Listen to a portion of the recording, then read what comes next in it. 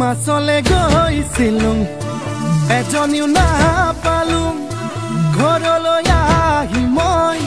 নিমখ ভাত খাই দিলো এজনী ছোৱালী মই বহুত ভাল পাইছিলো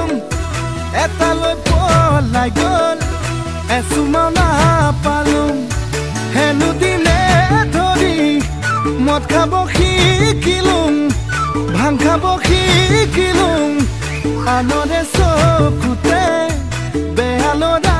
হলো মই